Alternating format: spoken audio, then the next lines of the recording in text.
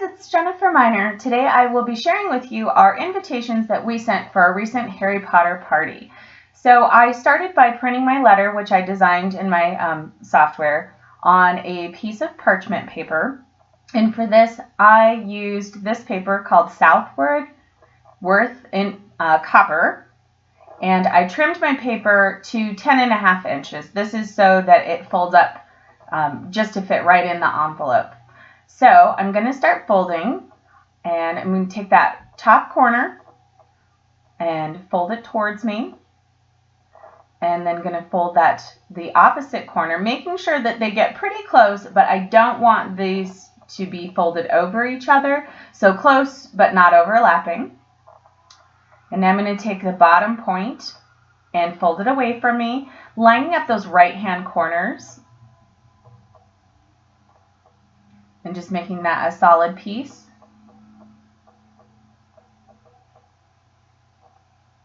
And now I'm going to also use my bone folder just to kind of crisp up those folds, to just sharpen everything. This is a great tool that I use anytime I do any folding. And so for my last fold, I'm just going to fold that last point and line it up with the bottom of the page right there. So what this gives me from the 10.5 by 8.5 sheet of paper is a perfect 4 by 6, which will fit in my library card envelope.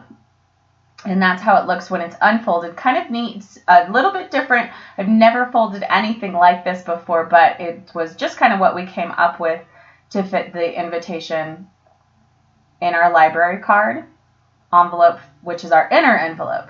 So here you can see that black library card and how that'll look when it goes in. So I'm going to show you how to make this library card next. Now I'm using bright green just because it's a little bit easier to see. So this page, the library card finish size will be 4 by 6, but my page is 8.5, and I'm scoring at 4 and at 8. Then I'm going to rotate it, and then the short side is 6.5. So again, scoring at 6 there to give my little tabs to fold. This is super simple envelope that you could use for lots of different things. And again, there you see the bone folder. So I'm going to fold my tabs in. You don't necessarily have to do this, but it kind of helps me keep track of what I'm cutting and where I'm cutting and where I'm going to fold it. So now you can see kind of how that's going to go together, and we're going to trim those tabs. I like to kind of trim off the edges. I think it just gives a more professional finished look to the card when you do that. So these are my favorite little sharp scissors I use in my studio called Cutter Bees. I'm just going to cut off the edge there.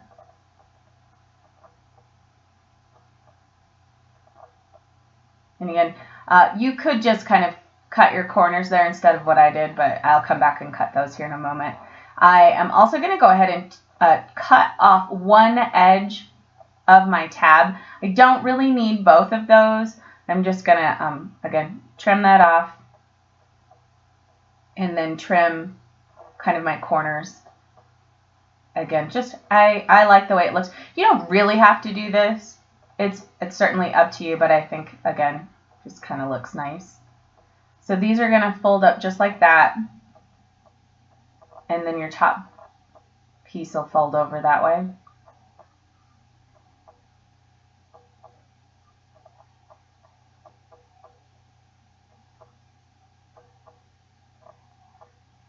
And I use ATG from Scotch on this card. You could use any adhesive that you use on paper, but I kind of like the ATG gun application for this particular envelope. So now it's folded over, super easy. You have an envelope. You could leave it at this point, but I like it to kind of make it easier to pull the individual card out of the envelope. So I'm just going to use a 1-inch circle punch. This one happens to be from Stampin' Up, but you can use any size that works for you. And I'm just going to kind of eyeball the middle, and then on the side of the punch itself, it has kind of little tabs that show you where the center of the circle is. And so I just kind of line those up and punch out half of a circle, mostly in the middle.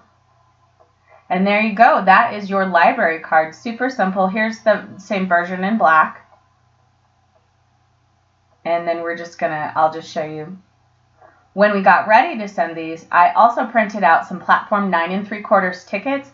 Just slip those right in the middle of my folded invitation. All right, now we're on to our envelope. So for this process, I'll be using the envelope punch board. Here you can see the envelope template that I created with the Hogwarts logo.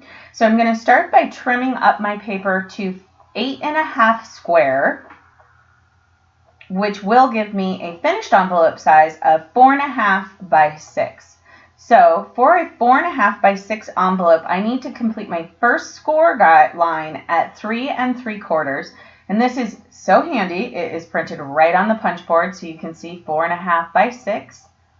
Start with an 8.5 square, and then my first score will be at 3 3/4. So I know, because I made quite a few of these, I have to remind myself my logo is going to go to the right of the punch. And I start lining it up, and I can tell, just looking at it, that's not right. So I'm going to rotate it before I make a mistake and have to print out another one. And so line up that left edge of the paper with 3 3/4. And then I utilize the punch and then score along the score line. And now, once we've got that first score line, we rotate our paper, line it up with the score guide that you can see right there, attached to the punch. We're going to punch and then complete our second score, rotate, line up again with the score guide, punch, score, and then complete the same process. So you can see the punch punches out a little circle there, punch, and score. This was my first time using this punch board, and I absolutely loved it. It was so easy. And then we're going to flip our board around. So it's a double-sided punch, and we're just going to round those edges on the opposite side. They call it the reverse punch. And I just had a little sticky in there, so make sure it's all clear.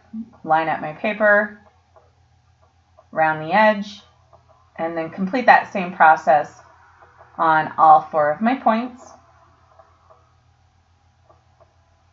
And that's it. It took a little bit of trial and error to kind of get the page, the printing lined up on the page how I wanted it. But once I had that, this went really quickly, and just printed one for each of our guests. And then for this, I actually just used an adhesive glue stick, but again, you can use whatever works for you. I kind of liked how this went on and worked for me for my envelopes. So I'm just putting it there on my 2 side flaps and fold up my bottom. And that's it for the envelope. So now I will show you that final assembly. So I put my envelope with my platform 9 3/4 ticket in our parchment envelope. That's all dressed and ready to go. I purchased this Hogwarts specific sealing wax set, and it came with 3 colors of sealing wax, the wax press, 2 tea light candles, and then the little spoon. So I'm going to go ahead and get my candle going there.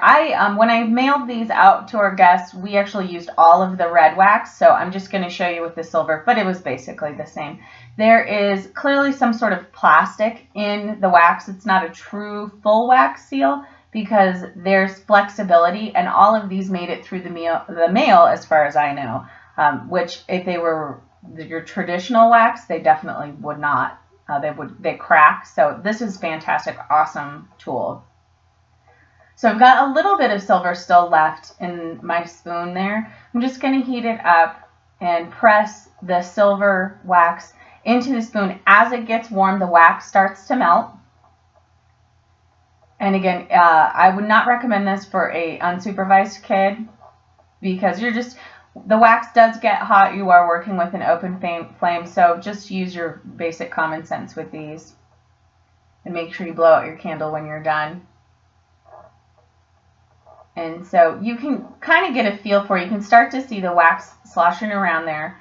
And I'm just going to pour my wax right where I want my seal, and then press my seal into it. And voila, I have my Hogwarts seal, and we are ready to go. Thank you guys so much for watching today. This was a really fun process, and all of our guests really loved the invitations that they received.